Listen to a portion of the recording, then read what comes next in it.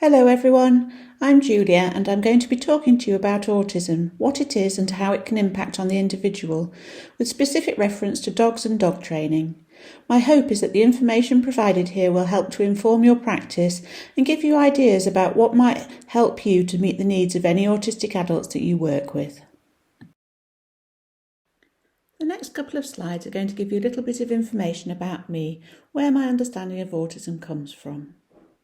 I completed a PhD in 2018 which was focused on anxiety and the school experiences of autistic pupils attending mainstream secondary school. I was interested to establish the barriers this group of pupils face to learning and to achieving successful educational outcomes. Since completing my PhD, I continue to engage in autism research and am a member of an independent autism research group. We mainly focus on the mental health and well-being and barriers to success, which are seen as research priorities by members of the autism community. Through Au-tastic, I act as a consultant and advocate for families and children who are struggling to navigate the education system and who are attempting to access appropriate support. I also work with school staff who want to understand more about their autistic pupils, and I use my experience to create training webinars such as this one for a variety of audiences. My aim is to help those who work with autistic people to better understand and meet their individual support needs. I have recently become qualified to offer animal-assisted intervention, and I'm in the process of training my dog Willa to become a therapy dog.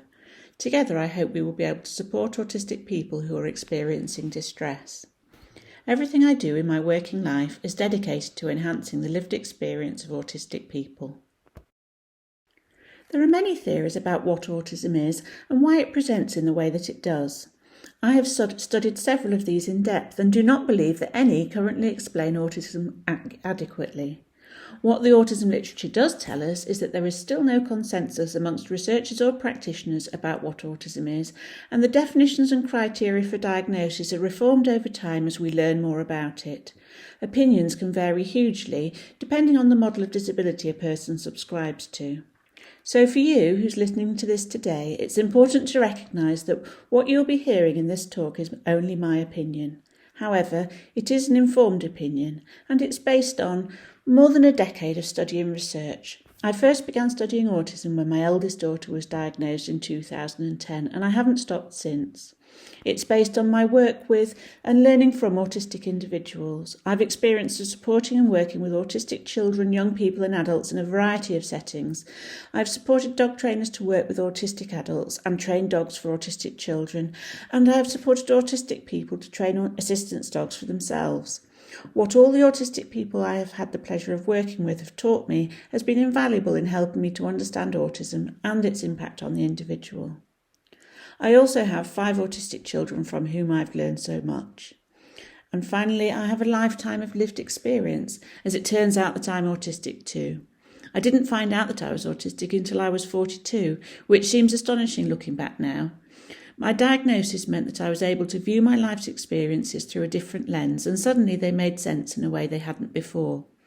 I have gained insight and awareness of how my behaviour, thinking, social interactional style and sensory profile are features of my being autistic, and I have learned to embrace these and work with my strengths whilst accepting and finding accommodations for the things I find difficult. Whilst I cannot claim to speak for all autistic people, nor do I profess to know all there is to know about autism, I do have insight into how it is to be autistic and what strategies can typically be helpful in a variety of situations. There are several neurological and physical conditions that occur alongside autism with relative frequency, and these will impact on an individual in a variety of ways, in addition to the impact of their being autistic. Between a third and half of all people diagnosed as autistic also have a learning disability, which is defined as having an IQ below 70, or they are diagnosed with global developmental delay. It is unlikely that you'll be working directly with members of this group in your role as a dog trainer, although you might work alongside other support staff or family members who are assisting with the training. It will be important to liaise closely with the team around the autistic individual to ensure that you understand their support needs and how to establish a positive working relationship. Within the group of autistic people you might work directly with, that is, those with average or above average intelligence, many will experience difficulty in one or more specific aspects of learning. They might have dyslexia or dyscalculia, for example. Specific difficulties with reading and number can negatively impact a person's self-esteem and prove a barrier to learning across all areas. Anxiety levels might be significant for these individuals due to experience of and fear of failure, and it is important to offer them opportunities for learning by presenting information to them via alternative channels. This can help to maximise their chances of success. As many as 80% of the autistic population experience some form of motor coordination difficulty, for example developmental coordination disorder, dyspraxia, and many are hypermobile, and of course the people that you are working with through A.I.D will have other physical needs to take into account as well. With the difficulties that often sit alongside autism, both fine and gross motor skills can be affected, and these conditions can have a significant impact on an individual's performance of a wide range of tasks.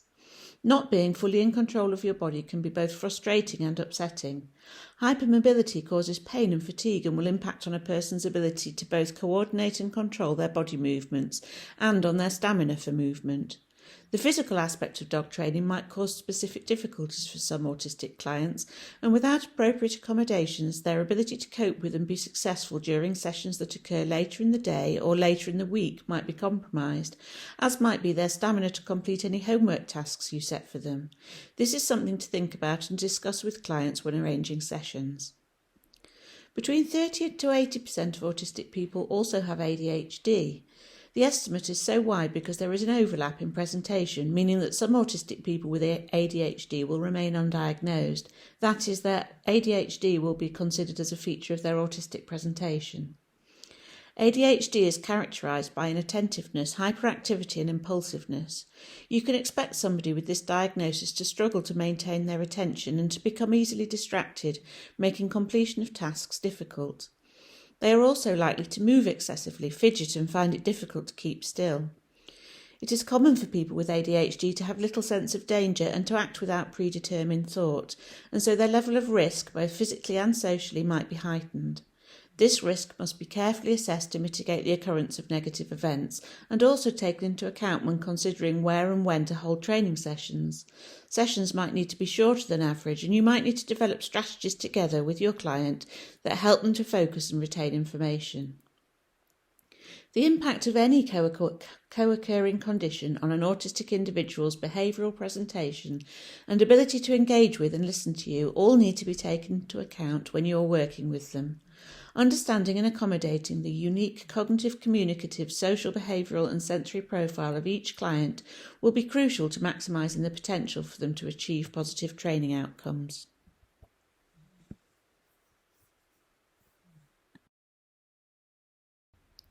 Although mental health difficulties are not part of autism, they are commonly experienced by autistic people, for whom life can be inherently more difficult, with many daily occurrences being experienced as traumatic. Anxiety is perhaps the most frequently reported mental health issue for this group, with research suggesting that as many as 80% of autistics will experience debilitating levels of anxiety, compared to estimates of about 10% of the non-autistic population. Anxiety can be experienced as generalised anxiety, which encroaches into all aspects of a person's life. But more often for autistic people it is social anxiety, a form of anxiety that surrounds social experiences, such as meeting and being with people, either one-to-one or in groups, being in public places, leaving the house, using public transport, and entering unknown places or rooms full of people alone. Preliminary anticipatory anxiety will often be felt in the build-up and transition to an event where far more preparation and rehearsal for every possible social interaction might occur. During the event itself, a person will likely worry about who they should speak to, how to initiate a conversation, how to respond if approached by someone, how they should present themselves, what words they should and shouldn't use, how to stand, how to move, how to ensure their facial expressions match the speaker's words, and so on. These seemingly effortless social interaction skills that appear to come naturally to non-autistic people might have had to be specifically learnt or still be underdeveloped in an autistic person, and concentrating on getting them right can be exhausting. The after effects of social anxiety can be long-lasting and result in a person reliving an event for many hours or even days afterwards, trying to work out whether their behaviour and what they might or might not have said was appropriate and acceptable to those around them. In what is known as a social hangover, an autistic individual might typically need hours or days to recover their energy and not be able to fully engage with anyone or anything requiring effort during this time. Taking account of how your interactions with an autistic client might impact their anxiety levels and thus their ability to concentrate, communicate and perform will be an important part of your initial discussions with them and your ongoing working practice. And then there is pathological demand avoidance, or PDA. PDA is a specific autistic profile that is characterised by extreme anxiety levels, and people with a PDA profile often live in a perpetual panic attack-like state created by the typical demands placed on them by normal day-to-day life. These demands can be imposed by other people, the environment or situation a person is in, and even self-imposed, as wanting to do something becomes perceived as a demand that then makes the thing impossible to do. Successfully supporting someone with a PDA autistic profile requires a high degree of skill. Every interaction needs to be carefully managed in terms of the choice of language used, the presentation of tasks and so on, to avoid heightening existing anxiety levels and causing unnecessary distress.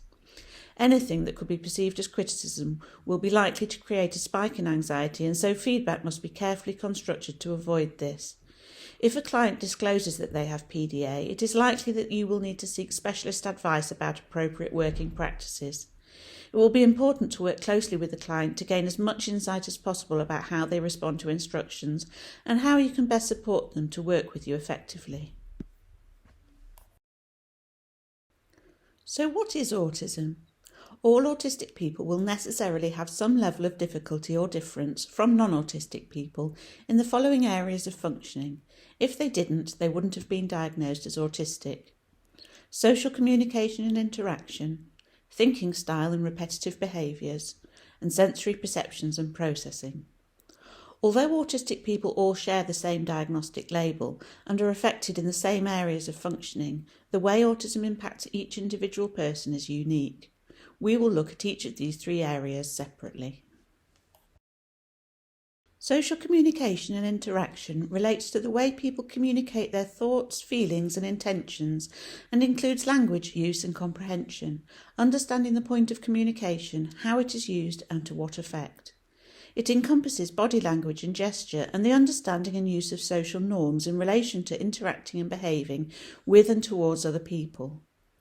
Autistic people have qualitatively different skills and abilities in this area, both when compared to the non-autistic population and to each other, and can experience particular difficulties when communicating and interacting with non-autistic others. There appears to be less difficulty in social communication between autistic people than there is between autistic and non-autistic people, and often autistics will form more successful relationships with each other than they do across neurotypes. Understanding the way an autistic person experiences social interaction and their communicative style and preferences is a key element of enabling them to be successful. Thinking style. This relates to the way in which autistic people think and learn, how they process information and the sense they make of what is going on around them. There is often a need within an autistic individual to be able to rely on certain constants, that is, to be able to predict elements within their life that can provide stability and security, more than might be needed by a non-autistic person. Often, current anxiety levels and the ability to function in a particular environment is grounded on what else is stable in the person's life at the time. For those for whom the unpredictability of so much of life becomes overwhelming, it is important to be able to rely on something concrete and certain. Rules, including perceived behavioural norms, can provide this predictability, and breaking them or seeing others bend or break them can really challenge an autistic person's sense of safety and throw them off balance emotionally. I think it is this need for consistency that has led to autistic thinking being described as black and white or as rigid and inflexible. Once an idea has been formed, the person's need for consistency can mean it might be hard to shift, as deviation from what is expected can be unsettling. Whilst I don't necessarily agree with the idea that autistic thinking is always inflexible, or at least I don't agree with the connotations that this means that we're unable or unwilling to change our minds about something once we recognise an alternative viewpoint, it does seem to be true that in certain areas, especially when considering rules, laws, morality and so on, there is a particularly strong sense of right and wrong, of justice and fairness, and is a desire or need for things to go the way they should or would be expected to, and so a more heightened response will occur, sometimes experienced as acute distress, to the breaking of rules, unexpected change, or the perception that certain treatment has been unfair. So if we think about a dog training example, you might be teaching something that is typically done in a particular way, but where the methods can also be altered or adjusted without consequence. If there is more than one way to train something, it will be important to make this clear to the autistic client, who might not immediately recognise that flexibility of practice exists, and thus might be confused or upset if you do something one way during one session, but then another way at a later time. Recognising such problem areas exist and scaffolding training for clients who are struggling to start a task or who need a clear understanding of the objective and what the final trained behaviour will look like before they can begin can make a real difference to an autistic client's ability to be successful. Training sessions and plans often need to change due to circumstances outside a trainer's control. Despite there typically being a good reason for a change, if they're not specifically told what this is, the autistic client involved might find it hard to accept. A lack of social imagination could result in the perception that you have simply told them a lie because you have not done what you said you would. The rigidity of some autistic people's thinking style might then result in the belief being extended to everything they are told by you in the future. Not taking an autistic person's thinking style into account when working with them can easily result in trust being broken. Changes to plans should always be explained and justified, not only because unexpected change can unsettle an autistic person's sense of stability, but because how they perceive you going forward as a trustable person might also be impacted by the global assumptions they can make regarding your overall integrity based on one incident. For autistic people, learning a skill in one context does not necessarily mean it will be automatically generalised or transferred to another. In fact, a specific skill might have to be taught repeatedly in the different environments and situations before it is used consistently in all areas where it is appropriate. In terms of the teaching of concepts and skills during dog training, this is especially important to understand. Whilst you might automatically expect a non-autistic person to be able to generalise across contexts, it will be important to recognise that just because a client has grasped something and put it into practice in one situation, they will not necessarily be able to use the same concept or strategy appropriately again, if the situation is slightly different, for example. This might be something that you take for granted as a dog trainer when teaching skills to a dog, but can be difficult to understand and frustrating for those who find generalising easy and to whom it comes naturally when working with a client, unless you are aware that this is a specific problem for them. Sensory perceptions and processing. This is possibly the area in which autistic people are most different from non-autistics and is frequently described as the most disabling aspect of autism by those autistic people who are able to articulate their inner world. When sensory stimuli are experienced as extreme, hypersensitive, or absent, hyposensitive, the world in which we live can be an overwhelming and scary place. Sensory overwhelm can interfere with all aspects of daily life and can create huge amounts of distress. When a person's hearing, sense of touch, sense of smell and so on is so acute that stimuli are experienced as painful or aversive, it becomes difficult to engage with or concentrate on anything else. Avoidance or escape can become the priority, and if these are not possible, internal shutdown can occur. Conversely, when senses are underwhelming, seeking out more in order to experience something will be prioritised. Here you will see people who like to bounce, rock, spin and bang into things in order to stimulate their senses and appreciate where they are in space. People with hyposensitivities can need time out to engage in physical movement to stabilise themselves and maintain focus for engaging in tasks. Sensory processing also includes the information gathered by the proprioceptive and vestibular systems, which involve balance and coordination. Often feedback received from the body is weak or absent, and an individual can need to shift position frequently in order to recognise where they are in space, or wear tight clothing such as hats, belts, gloves and so on, to be able to gather information about where certain parts of their body start and finish. For most people, knowing where their body is and what it is doing is so natural that it never enters their consciousness. No effort has to be spent considering it, and even without looking, they can move a limb into a desired location. For autistic individuals with poor or underdeveloped proprioceptive and vestibular systems, not being able to see part of their body means not knowing where it is or how to move it, or with how much force. Autistic people who slam doors, bash their bags down and frequently drop or break things will likely have little awareness of how much force is needed or find it hard to control their limbs effectively. Understanding that their seemingly rough actions are not deliberate or simple carelessness can be an important part of supporting them appropriately. A person's proprioceptive profile will be important in terms of the physical aspects of handling their dog and equipment during training. You might need to come up with personalised methods of demonstrating and practising even simple tasks such as how to hold the lead and ways of making the client aware of how they are doing something with a part of their body when it is out of sight. When luring, for example. You will need to be sensitive to how it can make a person feel to constantly get things wrong and recognise why this might be occurring despite repeated demonstration and practice. Whenever you are working with an autistic person, understanding their sensory profile will be absolutely key to understanding them and being able to work with them successfully in a way that meets their needs and does not cause them unnecessary distress. Repetitive behaviours. One thing autistic people tend to do far more obviously than non-autistic people is to use certain behaviours and movements as a way of self-soothing and calming themselves, or to express excitement and joy. Such behaviours, like hand flapping and finger twisting, tapping, sniffing objects, watching objects spin and rhythmic movements such as rocking are known as stimming and are similar to the sorts of behaviours that we positively encourage our dogs to do when we engage them in enrichment activities because we recognise their function in restoring balance to the nervous system and bringing down anxiety and excitement levels.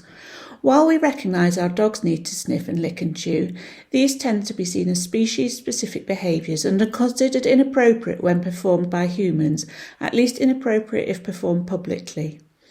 However, if you consider that autistic people have a different sensory experience of the world to non-autistics, with often a far higher awareness of sensory stimuli, and also that they are understood to experience higher levels of anxiety than is seen in the non-autistic population, it is not difficult to understand why behaviours involving movement and sensory engagement might need to be performed to a greater extent than is typical in the non-autistic population. When considered in this way, it becomes apparent that trying to prevent autistic people from stimming is likely to be harmful, and it is the way that these behaviours are conceptualised, rather than the behaviours themselves, that needs to be changed. Non-autistic people do also stim, especially when stressed or concentrating, but often in more subtle ways that are seen as more socially acceptable. Think of the pen-clicking, hair-twiddling and pencil-chewing, doodling activities that many people do as they think and which actually help them to think. Stimming calms the mind and allows thinking to occur, and it is likely that autistic minds need more calming than non-autistic minds because of their heightened experience of the sensory world. Whilst I have explained how autistic people differ from non-autistic people in some key areas of functioning, it is essential to recognise that the way a person is affected by being autistic will be unique to them. No two autistic people are the same, any more than two non-autistic people are the same. Our communicative thinking and behavioural and sensory processing styles might be more similar to each other than to non-autistic people, but each of us is an individual with a distinct autistic profile. Now that I have explained a bit about what autism is and the conditions that can occur alongside it, I would just like to talk about the way I think it is helpful and unhelpful to conceptualise autism, as the way in which you think about something will influence how you approach it and will be reflected in your working practice. I find it helpful to think of autism as a human difference, one of many that exist. A qualitatively different way of thinking, learning, communicating and socialising, because autistic people share a different neurological type from non-autistic people. A different sensory experience of the environment. And lifelong, because although a person's autistic presentation will change across environments, over time and according to their anxiety levels, they will always be autistic. I think it is unhelpful to think of autism as a disorder, disease or illness with symptoms and impairments that can or should be prevented, treated or cured. This medicalised way of thinking about autism keeps the focus on the individual and trying to fix them, and doesn't open up discussion about how to change environments to mitigate their negative impact on autistic people's lives. It can lead to a focus on trying to find ways to stop autistic people being themselves, which can result in negative self-esteem and a poor self-concept. The medical model of disability is also unable to recognise autistic strengths and skills, of which there are many. Viewing autism through this lens can serve to focus limited resources away from enhancing the lived experiences of autistic people, by instead concentrating on how they came to be autistic and how it might be possible to prevent it in the future. It is also unhelpful to think of autism as being just about behaviour. Although that is how it is identified, behaviour is the expression of a person's cognitive and sensory responses. Autism itself is not behaviour. It is really unhelpful to conceptualise the spectrum of autism as a rainbow that spans from a bit autistic to very autistic, or from mild to severe. This is not how spectrum was intended to be used. It was intended to be viewed top to bottom through the spectrum of colours to represent the wide difference in presentation within the autism population. It was never designed to grade people as somewhere between one end of a rainbow, the spectrum, and the other. Autism is not a static presentation, and a person cannot be classified as being somewhere on the spectrum because a person's autism can affect them both positively and negatively at different times and across different areas of their life. They can be highly skilled in one area and lacking in ability in another. They can be able to do something one day but not the next because their environment or stress levels have changed. Their autism doesn't change though. They cannot sometimes be very autistic and at other times be only a bit autistic. Take my autistic middle daughter for example. She achieved 10 grade 9s at GCSE with an additional distinction in further maths. She has just finished her A-levels and got 3 A stars with an A in further maths, so she seems pretty high functioning. But she cannot walk into a shop and buy something. She has never travelled alone, has never been to a party or social gathering, and prefers the company of her 12-year-old sister to anyone else. So in terms of independence, she doesn't seem high functioning at all. Where should she be put on the hypothetical spectrum of functioning? Well, that depends on the area of functioning you are talking about.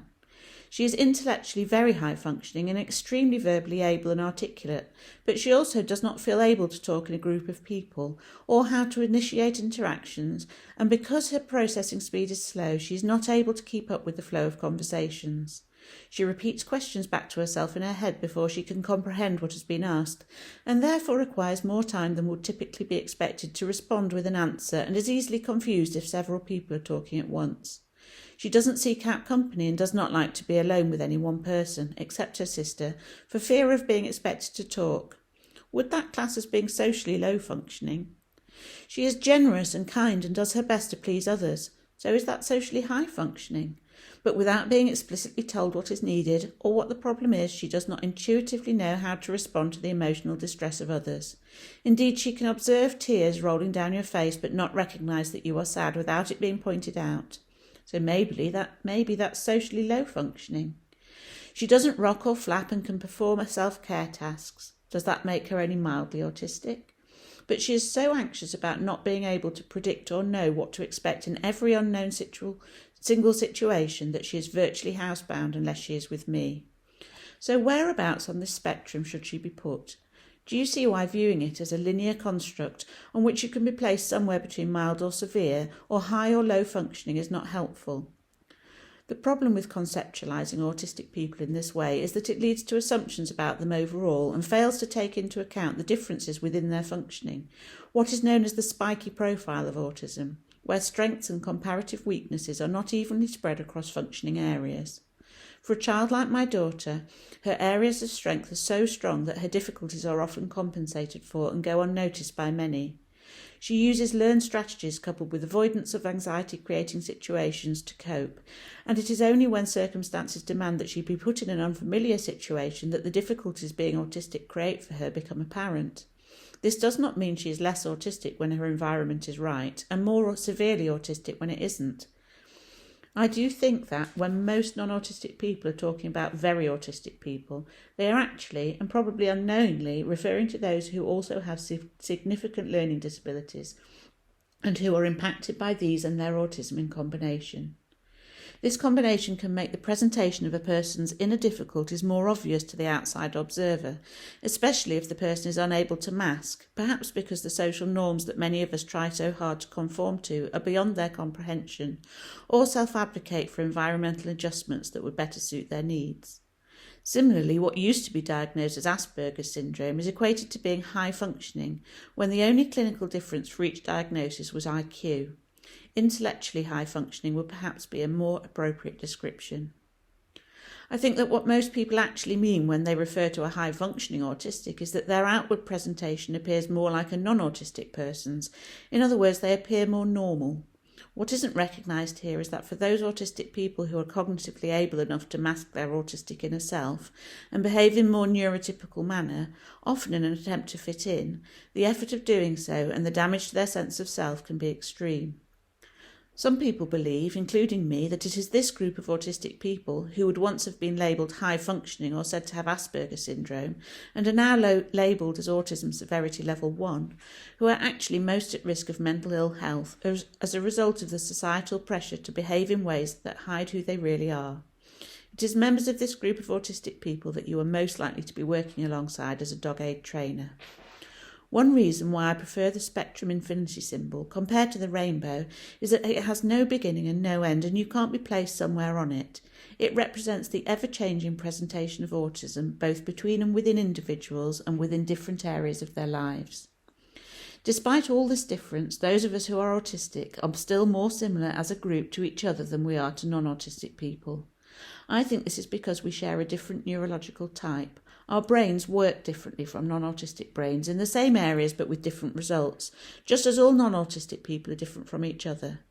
But this is not static, and just like everyone else, we will develop and learn and change and be impacted by what is going on around us at any particular time. I believe it is this last point, that we are impacted by what is going on around us, that really separates the population of autistic and non-autistic people.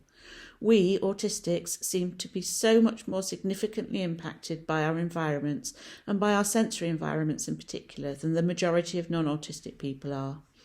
This has been discussed in detail by my friend and teacher Luke Bearden, and we will consider his ideas on the next slide. The last point I want to make here is about considering autism to be inherently negative for the individual, because it just isn't. If it was inherently negative, there would not be any happy autistic people, and there are lots of them. What I've talked about so far can be summed up with Luke Bearden's golden equation. That is, that it is autism and environment that equals outcome. A person being autistic is not always what determines whether they achieve success or struggle in different areas of their life.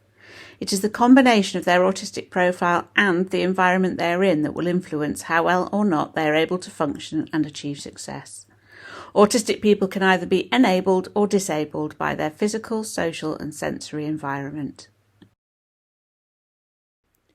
There are many parallels between working in autism-friendly ways and how you engage in positive dog training practices. Consider how you work to build confidence when working with puppies or an anxious dog. For example, giving them gentle, gradual exposure to new or potentially difficult situations, working around their threshold. Understanding trigger and flash points and avoiding or steering around them if possible. And recognising trigger stacking, reducing demands and expectations at these times and allowing downtime. These things are called something different in autism practice, but they are essentially the same, taking into account what is going on for the individual and ensuring that the way you work meets their needs in any given situation. This similarity of practice is one of the reasons I am so hopeful about supporting dog trainers to work with autistic people. I feel that you are so well placed to just get it, to look beyond the behaviours you observe to what is actually going on for the person beneath the surface, to work positively and in a solution-focused way to help your clients overcome their anxieties and fears, and to be gentle and trustable and kind. These are essential skills for working successfully with autistic people who can be so vulnerable to criticism and are so used to being misunderstood. I have talked about autism and the impact that having a different communicative thinking and behavioural style and different sensory experiences can have on an individual.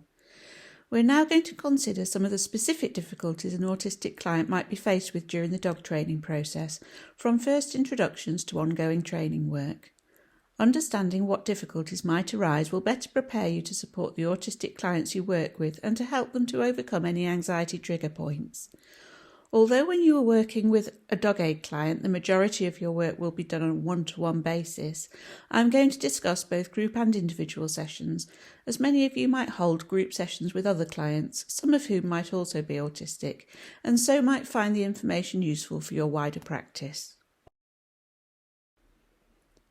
If we start by thinking about a typical group session and the difficulties many autistic people have with social interaction, such as initiating conversations, establishing and maintaining relationships, and with understanding non-verbal communication, we can see that there are many potential issues that an autistic person might experience. Think about how you do your introductions, if you do them at all.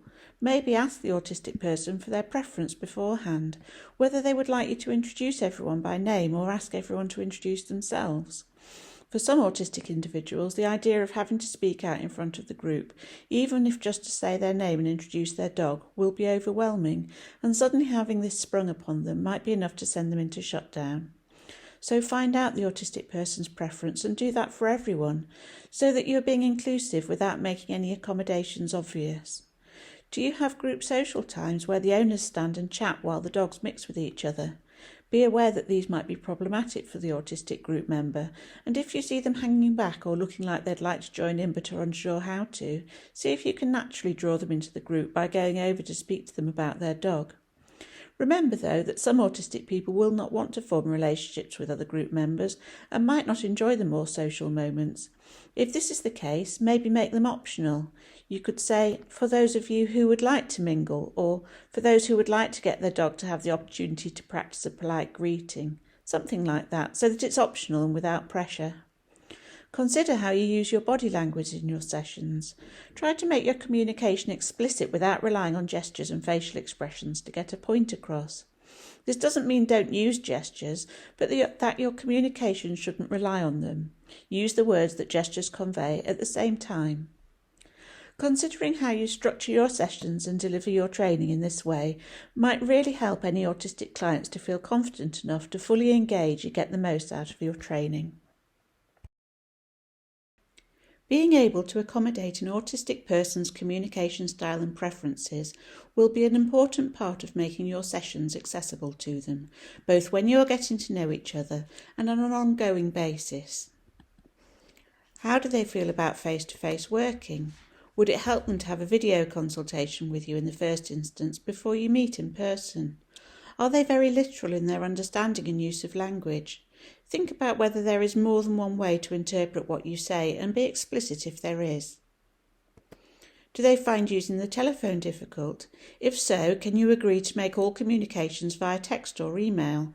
These are the sorts of things that, if they have discussed in advance, can do a lot to alleviate stress for the autistic person who might find social communication awkward or confusing. Written messages take out all of the confusing body language and give a person more processing time to digest what has been said and to compose a response. Do they find initiating communication or asking for help difficult? If so, they might find it hard to connect with you to alert you to any issues, and perhaps they would like you to message them between sessions, on a particular day maybe, to see how things are going and whether they have encountered any problems. Or are they an oversharer? Not all autistic people find it hard to communicate. Some find it hard not to, or don't know what is and isn't appropriate to share, and they might need you to set firm rules and boundaries around how often you would like to hear from them and what they can contact you about. These are just some of the things it will help you to consider beforehand when you are going to be supporting someone who is autistic and who will necessarily have some difficulties and/or differences in their understanding and use of communication. As your relationship grows and you get to know your client better, your understanding of their communication style will develop. You're being aware of potential difficulties and taking time to think about how misunderstandings might have occurred, if they do, and learning from these will give your training relationship a good chance of success. Another important thing to consider when you're going to be doing training work with an autistic person is their learning style and how they best process information. You might want to talk to them about whether they have a preference for a particular mode of information presentation. Are they a visual learner who learns best when watching and modelling what someone else does or through reading instructions, or are they an auditory learner who needs to hear the instructions spoken to them? Can they only concentrate on one of these forms of information at a time? For example, if you're demonstrating something, do they need you not to talk through what you are doing in the moment, but instead to describe it afterwards? Could you do both? Could you demonstrate the training task and have a written handout to support the learning? Could it include photos as well as words? Are there videos of your training that you could share for the client to watch repeatedly? And if not, could you make some if they need you to? Are they perhaps a practical learner who remembers and understands best when they actually do something physically? This might be the only way they learn, through repeated rehearsal of the physical actions. Do they need to understand the final goal of the training exercise before it makes sense to them? Do they need you to show how it looks when it is all put together before you then break it down into its separate component parts to be taught to the dog as separate steps? This might be especially important when you're training task work, where several smaller behaviours will be chained together to create the end behaviour. Your autistic client might also need each step of each linked behaviour broken down even further, but they might need to understand the overall goal before they can begin. As always, it will be about getting to know your individual client and finding out what works best for them. Many people are multimodal learners and will understand and retain information best when it is provided in different forms. Could you make additional resources to accommodate these different learning styles, such as handouts and videos, to remind clients between sessions of what you've been working on and what you would like them to practice between sessions? Being able to accommodate an individual's learning style will make a big difference to how well they can progress with the training and achieve successful outcomes. So what things might stand in the way of training success for autistic people coming to you for support? Different autistic people will face different barriers to their learning. There is the physical and sensory environment and the social environment, both of which can negatively impact on a person's ability to cope, to think and to learn, as I have previously described. If the environment isn't right, then it's very hard for an autistic person to concentrate and take on board new information. A person's processing speed can affect their ability to follow what is being said and prevent them from asking any questions they might have, because by the time they have worked out what they need to ask, the topic has moved on. This can lead to frustration and confusion and a rising level of anxiety that hinders learning.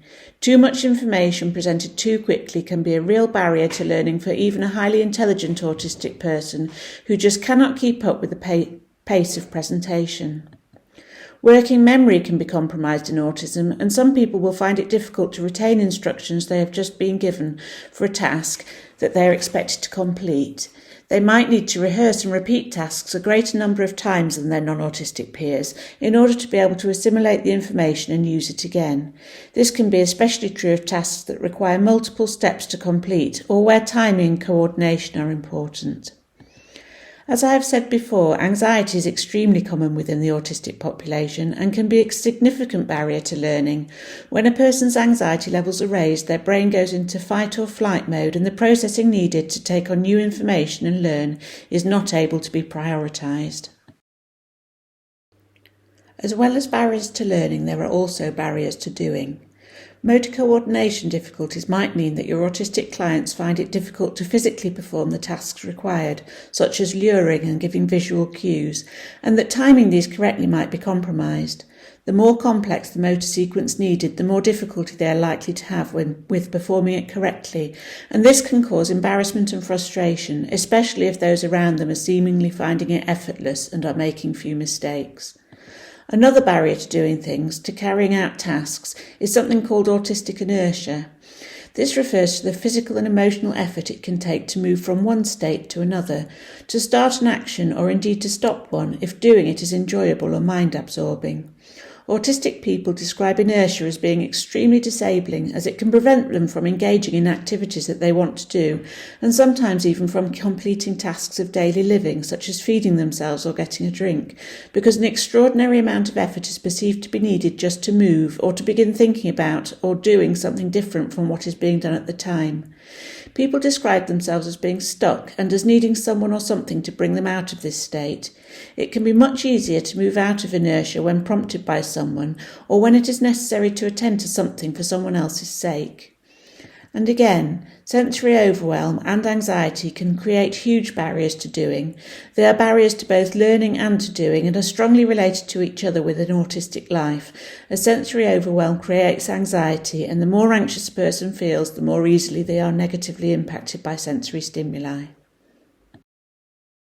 I've created here what I think of as an anxiety funnel, all the things that go into an autistic person's head that could create a rising level of anxiety. And here I'm specifically thinking about dog training and things that might be going on within a dog training session that would lead to a build-up of anxiety that then could lead to being a barrier to either learning the information or doing the task that's being asked. And these might be that there's too little processing time in a session, the speed of the communication, the instructions are coming too quickly, or they're not broken down into small enough steps, or there's too much information coming at once. The autistic person might feel that there's no chance to ask questions. By the time they've processed what it is that's being talked about, the person speaking has moved on, and it was too fast for them. They didn't get a chance to say what they wanted to say. Social pressures, that you have to meet new people and make a good first impression. You have to behave normally. Perhaps people around you don't know that you're autistic and you don't want them to know. You don't want to stand out as unusual, but you know that you're considered odd by some people. The pressure to understand what's being said and be understood, to not appear rude or too demanding, to avoid embarrassment. The feeling that people are going to either look at you or think that you're peculiar can cause huge levels of pressure and anxiety to an autistic person. And then there's the big old chestnut again, the sensory overload. In a group session, there's a large number of people, there's noise from the dogs, there's the lighting, the flooring, the seating, the smells of the treats of the dogs. There are so many sensory things going on within dog training that may or may not impact on the autistic individual. And as we've talked about before, depending on their other stress levels at the time and what else they're finding is creating anxiety for them, they may or not be impacted by these sensory stimuli. Over the next couple of slides, we're going to think about some of the strategies you could use to try and make your groups or individual sessions more autism friendly. These are strategies that might reduce the anxiety levels experienced by your autistic clients and might actually also help your non-autistic ones. So first I'm going to think about group sessions and the things that you could do and put in place that might help reduce anxiety and increase accessibility to your sessions for autistic clients. So before the first session or when they apply, you could ask them things like whether they'd like to meet you individually first. So before they turn up to a group session, can they see what you look like? Can they meet you and have a chat? They could do this over Zoom or face to face, but just knowing you a little bit or even just what you look like can often reduce that level of anxiety about walking into a building.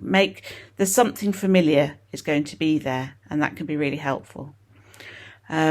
Where they would prefer to sit during a session. So would they rather be at the back where no one can see them and they don't feel that they're being observed, or near the door? I always like to sit near a door because I like to feel that I can escape. And if I need to escape, I'd like to know that I can do it without everyone staring at me as I walk out. And quite often knowing I can escape means I don't need to, and I can relax and concentrate and enjoy a session. But if I was sat somewhere with difficult access to getting out of a room, I would feel more and more anxious about what will happen if I start to panic. So asking where a person prefers to sit can make a big difference to how they feel coming into a session. And do they always need to sit in that place? I know for some training sessions, some trainers like to have people move about into different seats for each session so that the dog doesn't get over familiar with that particular place. In a hall, say, where you're doing your dog training, the dog learns that they have to work around different dogs. They can see different people and different dogs from different seats. So if that's the way you work, could the autistic person in your session always stay in the same seat, or would just sitting near the door, for example, on the first session so that they feel okay and their anxiety is reduced, mean that in following sessions they can move around with everybody else? Would they like to meet you a few minutes early to meet outside? Would they like to arrive a few minutes early so that they're there first and not walking into a hall full of people? Or have you got an assistant who could meet them outside so that they don't have to walk in alone? Anything that sort of reduces that feeling of coming into a room full of people where all eyes are on you for a moment can really help with accessibility issues. Do they have any sensory needs that you should be aware of, including their personal space? Do you model behaviours? Do you ever need to touch a client? You need to get close to them to show them how to hold their clicker or how to work with their dog. And if you're going to do that, would they like to be told first, or is it an absolute no, they don't want you to ever get close to them? Or yes, they don't mind you getting close to them, but before you do, could you let them know that's what you're about to do so you don't make them jump or feel uncomfortable? So quite often with personal space for autistic people, it's about the sudden encroaching. They don't like to be suddenly brushed up against or touched. They need warning and they need to know why you're there. But if you've discussed that beforehand, it will reduce the chance that you might upset somebody during a session. Do they have the motor coordination issues that many autistic people experience? And does that make handling and training difficult for them? Make sure you've discussed those sorts of things prior to them arriving at a session so you know what to expect and how to support them. Would they like you to never draw attention to them? Would they like you never to use their dog to demonstrate in class? For me, this was a really massive thing in my first ever dog training session. I had a very cute dog and my dog trainer didn't know I was autistic. And in fact, I didn't know I was autistic. I completely wasn't expecting to be singled out, but she came across and said, can I use your dog to demonstrate this? He looks lovely. I'm sure he'll do it. But for me, there was just, suddenly 6 different pairs of eyes are staring at me. I don't know how I'm supposed to behave. I certainly don't know whether my dog's going to behave. It was just too much social pressure and hugely anxiety provoking. And if I'd had a conversation beforehand with that trainer and said, please don't ever draw attention to me, or if you're going to draw attention to me, tell me at the start of a session, I'd have been more able to deal with it, I think, than I was at the time. As it was, I left that session quite distressed.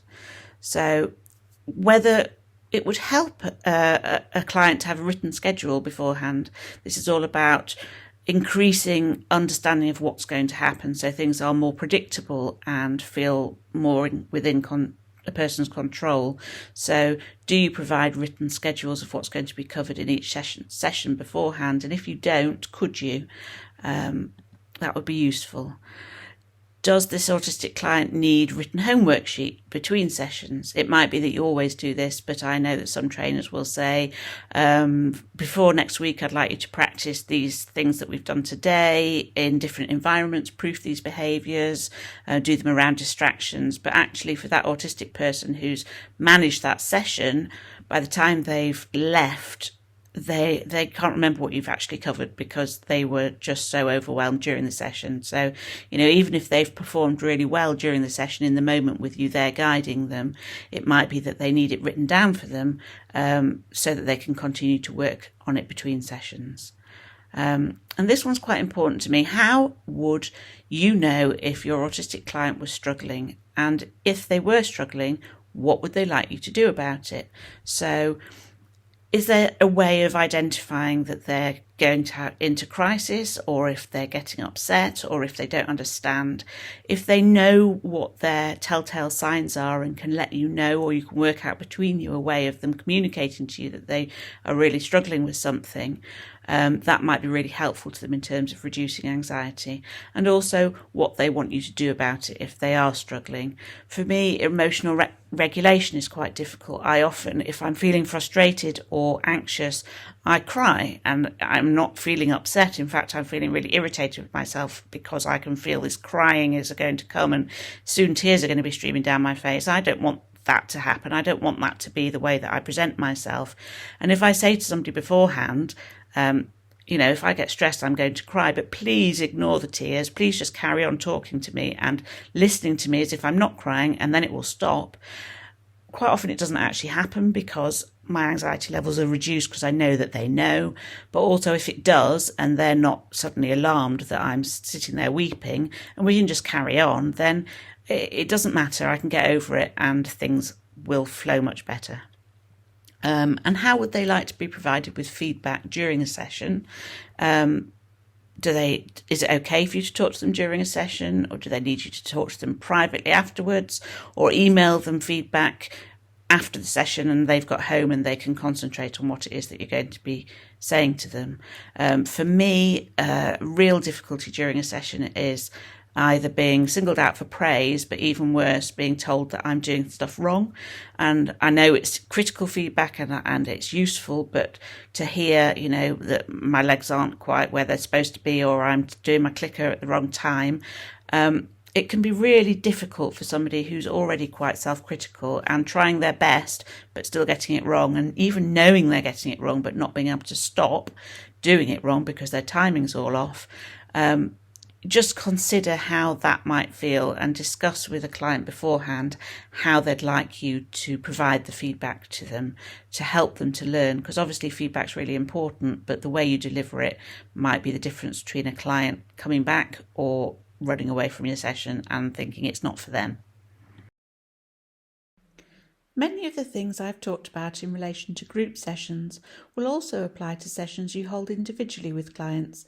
Things like meeting first via Zoom, providing written schedules of what will be covered in a session beforehand, and providing written homework sheets and so on. All these things might help support your autistic client in any context. There are certain things, though, that will be easier to accommodate in one-to-one sessions, and it is worth considering them here. For example, where would they prefer your first face-to-face meeting to be? Is it possible to provide a choice? Would they like you to text them 5 minutes before you arrive? Many autistic people will spend a long time worrying about whether someone is going to arrive early or late, and can end up being ready an hour before they need to be, just in case. This can leave them with time for their stress levels to rise as they are anticipating your arrival. A simple text message to let them know exactly when you will be there can make all the difference. What learning and processing styles suit them best? Do they have any sensory needs that you need to be aware of, and how can these be accommodated when you are training, especially during public access work?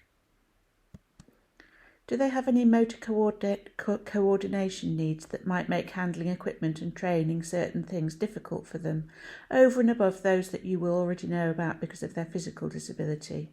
And what workarounds can you come up with to help them with these?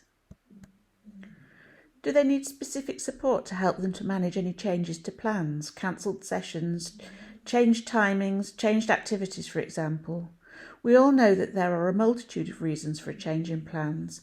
A dog might be in season. It might be raining too hard to be out and about when that was what you expected to be doing. There might be a bus strike and you can't go and practice your public access work, or you might be ill. How does the autistic client react to changes to plans, and what can you do to make any difficulties they experience around this easier for them? And again, how do they like to be provided with feedback? Can you establish a way of telling them that they need to alter what they are doing without it sounding like criticism? Do they hate praise? Talking through these sorts of things in the early days, as well as considering and acting on the other information you have heard so far in this talk, will be likely to help you to build a positive working relationship with your autistic client. The really great thing about working in autism-friendly ways is that it is advantageous for all. There is nobody who will be disadvantaged by you adopting autism-friendly practice, and many people, both autistic and not, who might benefit. Although Dog-A do not specifically train tasks to mitigate the impact of autism, the dogs you work with will necessarily benefit their autistic partners' lives in a variety of ways in addition to the assistance they provide with physical needs. Their very presence is likely to reduce anxiety levels and facilitate wider access to communities and spaces that might otherwise feel overwhelming. So if you have a dog with you all of the time, it can support the transition process. It provides consistency across time and place. You might be going from one place to another. I might be leaving my home to get in my car and go somewhere. If I've got my dog with me, that is something that's consistent across time and place. That makes me feel more stable, more grounded, more okay with that transitional change, which otherwise would really raise my anxiety levels. Dogs facilitate engagement. They initiate interactions. People come up to me in the street when I'm with my dog, and although I hate strangers talking to me, if they're talking about my dog, it gives me some social connection, some feeling of being part of my community, but the focus is on something that I'm happy to talk about. It's not on me. So they provide a way of initiating an interaction and a focus of attention that can reduce anxiety, but facilitate that sort of social connection within your local community. And as we talked about earlier, they can reduce inertia. A dog gives a person a reason to go out. It might be that without your dog, you don't leave the house for 3 weeks because you can get your shopping online and your children walk themselves to school, and actually going out. Again, it's the transition to the outdoors from indoors. You might really want to do it, but it raises your anxiety and you need a reason to push you through. And a dog provides that. They prompt you into action. You have to get up and let them out for a wee. You have to feed them. You have to play with them. You have to meet their needs. It's much easier often for an autistic person to meet the needs of somebody else or something else than it is to meet their own needs. But meeting the needs of that other inadvertently does meet our needs. It makes us do the stuff that we need to be doing, getting up, moving around, engaging with people. But rather than just sitting in a state of inertia, there's that physical prompt, that thing that needs us more than we need to not be doing something.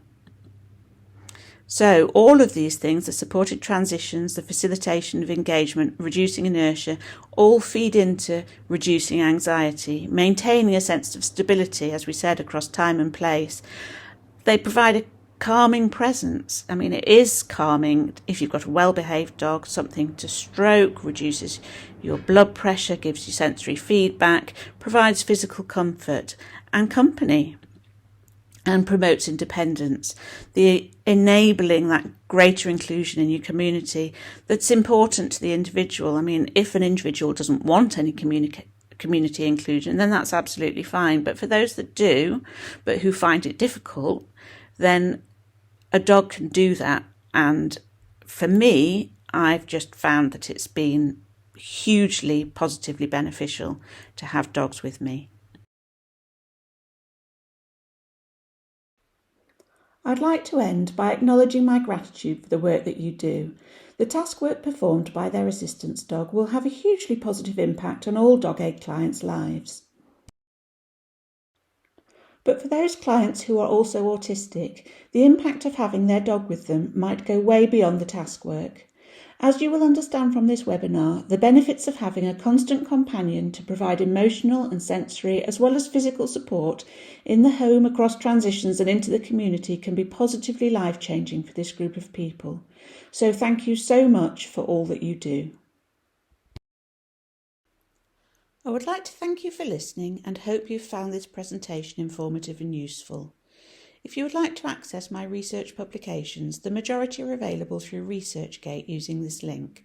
None of these are about dogs or dog training, however, as my special interest in this area is relatively recent.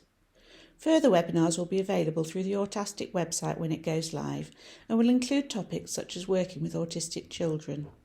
Any questions or feedback you have or suggestions for future webinars you would like to see can be submitted via email. I really look forward to hearing from you and very much welcome your thoughts.